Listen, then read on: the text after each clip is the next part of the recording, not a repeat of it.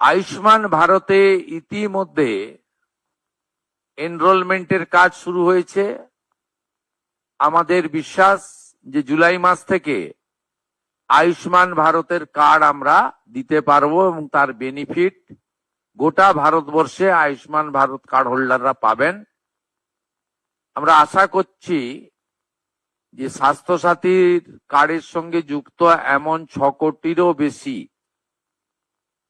আমরা যারা card holder তাদেরকে আয়ুষ্মান ভারতে এক্ষুনি নিয়ে যেতে পারবো।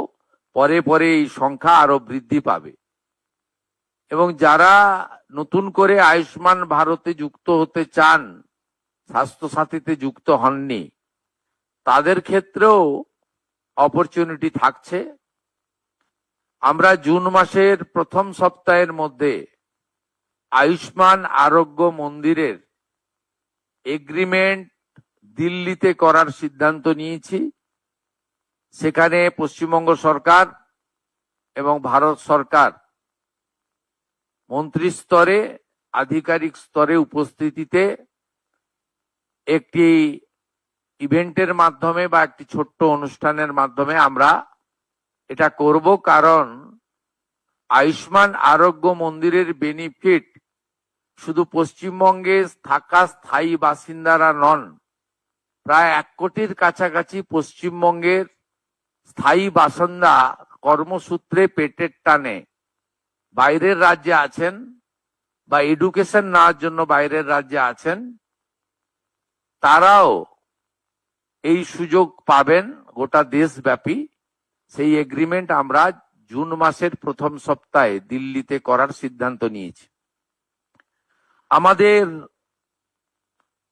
সার্ভাইকাল ক্যান্সারের যে প্রিভেন্টিভ আমাদের ভ্যাকসিনেশন ফেব্রুয়ারি 2026-এ মাননীয় প্রধানমন্ত্রী দেশব্যাপী চালু করেছেন। পশ্চিমবঙ্গে 7 লক্ষের বেশি ডোজ ভারত সরকার তারা দিতে চান। আমাদের এই 14 থেকে 15 বছরের আমাদের বোনেদের বা বালিকাদের, তাদেরকে আমরা এটা দিতে পারি, যেটা ভারতবর্ষের অন্যান্য রাজ্যে কমপ্লিট হয়ে গেছে। আগামী 30 মে পশ্চিমবঙ্গে এটা অফিসিয়ালি লঞ্চ হবে। বিধাননগর সাব ডিভিশন হসপিটালে আমি নিজে এবং রাজ্য সরকারের অন্যান্য প্রতিনিধিরা উপস্থিত থেকে এটা শুরু করবেন। 30 তারিখেই আমরা টিভি মুক্ত ভারতের একটি ওয়ার্কশপ কলকাতাতে করব।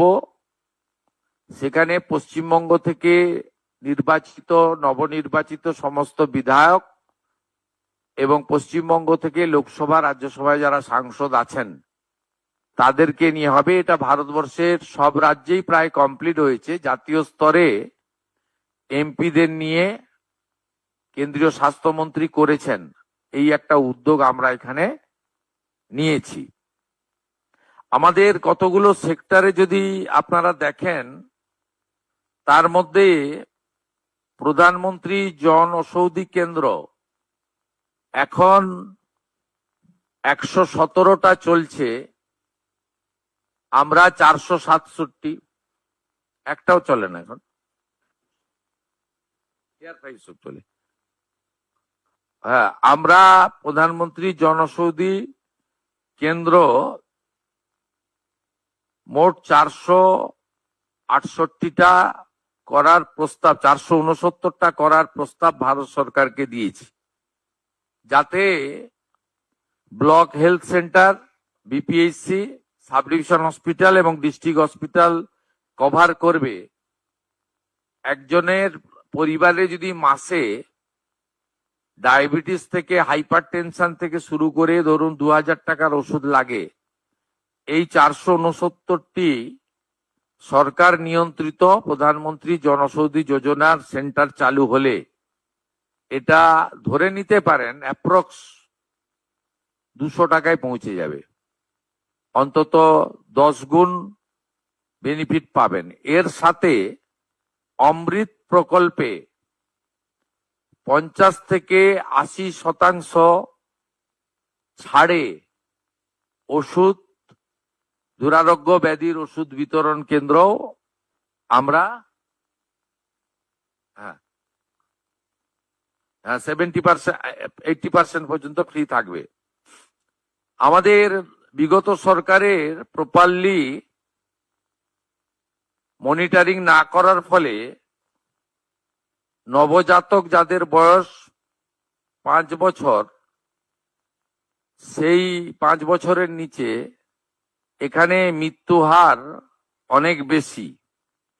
বিশেষ করে কলকাতা, মুর্শিদাবাদ, পূর্ব বর্ধমান, বীরভূম, মালদা ইত্যাদি জেলাগুলির রিপোর্ট অ্যালার্মিং। এই বিষয়ে আমরা সিদ্ধান্ত গ্রহণ করেছি এবং আমাদের টিবি মুক্ত ভারতের কথা বলেছি। আমরা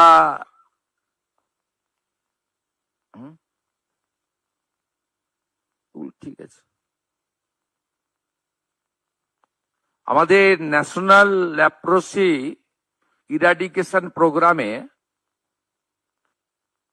দেশের তুলনায় আমাদের রাজ্যের অবস্থা মোটেই ভালো নয়। আমাদের 7টা ডিস্ট্রিক্ট আছে যেখানে এই রেট জাতীয় গড়ের থেকে অনেক হাই। বীরভূম, বাঁকুড়া, বীরভূম, ঝাড়গ্রাম, কলকাতা, পশ্চিম বর্ধমান, পুরুলিয়া, উত্তর দিনাজপুর। এই জায়গাগুলোতে বিশেষ জোর দেওয়ার সিদ্ধান্ত আমাদের এখানে আমরা করতে পেরেছি। পশ্চিমবঙ্গে হেলথ সেক্টরে ডক্টর, নার্স এবং অন্যান্য ক্ষেত্রে এখানেও স্যাংশন পোস্টের তুলনায় রিক্রুটমেন্ট মাত্র 53%। এটাও আমরা দ্রুততার সঙ্গে আগামী 3 মাসের মধ্যে রিক্রুটমেন্ট পলিসিতে স্বচ্ছতা এনে আমরা মাত্র 53% অ্যাচিভমেন্ট আছে। এটাও জাতীয় গড়ের থেকে অনেক নিচে, যেখানে 98% প্রায় জাতীয় গড়। পশ্চিমবঙ্গে এই হেলথ সেক্টরে রিক্রুটমেন্ট বিভিন্ন সেন্ট্রাল প্রজেক্টে, সেন্ট্রাল মানে স্পন্সর প্রজেক্ট বা আমাদের স্টেট সেন্ট্রালের যৌথ প্রজেক্টে 53% মাত্র হয়েছে, সেটাও আমরা কথা বলেছি। ন্যাশনাল কোয়ালিটি অ্যাসুরেন্স স্ট্যান্ডার্ডেও আমরা দেশের মধ্যে অনেক পিছিয়ে, 56.68। এটাও 100% অ্যাচিভ করার লক্ষ্য আমরা নিয়েছি এই ফাইন্যান্সিয়াল ইয়ারে, কারণ এটা একটু টাইম টেকেন রয়েছে। এর বাইরে আমাদের আজকে পশ্চিমবঙ্গবাসীর জন্য অত্যন্ত খুশির খবর, national health mission NHM Bharat সরকার 2103 কোটি টাকা আমাদেরকে স্যাংশন দিলেন এই ফাইন্যান্সিয়াল ইয়ারে। আজকে তার 1/4 500 কোটি টাকা আজকে এই মুহূর্তে ভারত সরকার আমাদেরকে ট্রান্সফার করলেন।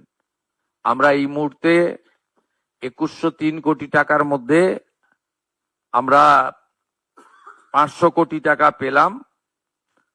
আমরা মাননীয় মন্ত্রী জগৎ প্রকাশ নাড্ডাকে 23-24, 24-25 অর্থবর্ষে আমাদের যে অর্থ বিগত সরকার নেয়নি সেই অর্থের জন্য বিশেষ অনুরোধ করেছিলাম। তিনি বলেছেন যে ইউটিলাইজেশন সার্টিফিকেট 21-22 তারা পাননি। 21-22 ইউটিলাইজেশন সার্টিফিকেট হেলথ সেক্রেটারি এবং ফিনান্স সেক্রেটারি 30 মের মধ্যে পাঠিয়ে দিলে 23-24, 24-25 অর্থ রিএম্বার্সমেন্ট করবেন বলে তিনি আমাদেরকে প্রতিশ্রুতি দিয়েছেন। এর বাইরেও আমরা আরেকটি স্কিমে